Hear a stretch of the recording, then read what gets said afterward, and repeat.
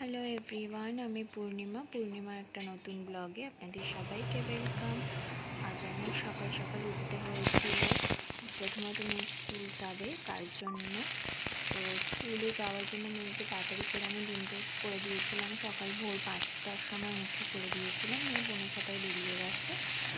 তারপরে আমি রান্না বসিয়ে দিয়েছি, কারণ রান্নার আজকে তাড়াতাড়ি করতে হবে। গ্যাসটা আমার হালকা হালকা শেষ হয়ে এসেছে, গ্যাসটা আজকে ডেলিভারি দেবে, তো তার জন্য রান্না করছিলাম। তো রান্না একটু পটল করছিলাম, তো পটল আর আলু আমি কালকেই কেটে রেখে দিয়েছিলাম, আর সেগুলোকে ধুয়ে আমি ভাজা বসিয়ে দিয়েছি।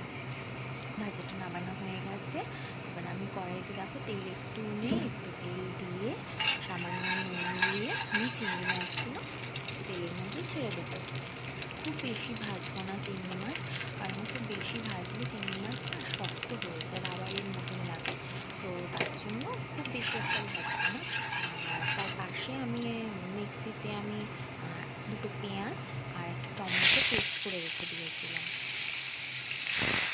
আর একটা বাটির মধ্যে জল দিয়ে, যেহেতু আমরা জানেন মশলাগুলো আগে ভিজিয়ে রাখি, সেখানে আদা রসুনের পেস্ট, জিরের গুঁড়ো, ধনের গুঁড়ো, লঙ্কা গুঁড়ো, হলুদ গুঁড়ো, আমি ওটাকে জলের মধ্যে একটু ভিজিয়ে রেখে দিয়েছিলাম।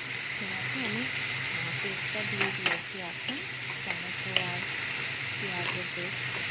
তো তেলের মধ্যেই দিয়েছি, কারণ আরও তেল অ্যাড করলে প্রচণ্ড পরিমাণে তেল হয়ে যায় তরকারিটার জন্য আমি অ্যাড করে দিই। এর মধ্যে একটু ভালো করে মিলেছে। এবার আমি এই গুঁড়ো মশলাটার জলটা আমি ঢেলেছিলাম, তেল ছেড়ে দিয়েছি মশলা থেকে, আমি পটলগুলো অ্যাড করে দিলাম। এই পটলটাকে মশলার সাথে কষিয়ে দেখো এখানেও তেলটা একটু একটু ছেড়েছে। এবার আমি জল অ্যাড করে দিলাম।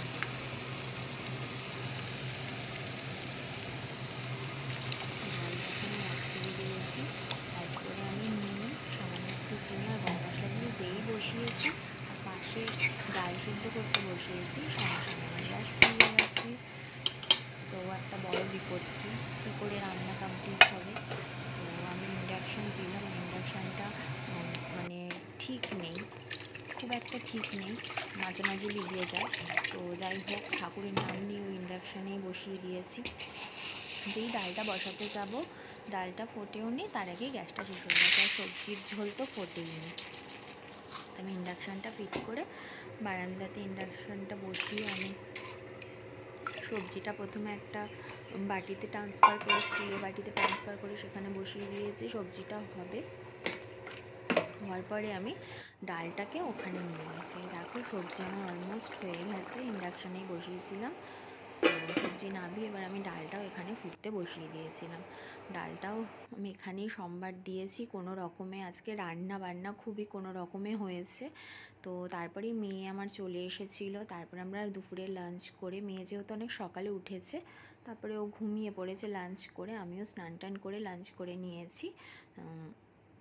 তো এইটুকুই আজকের ব্লগ দিতে পারলাম।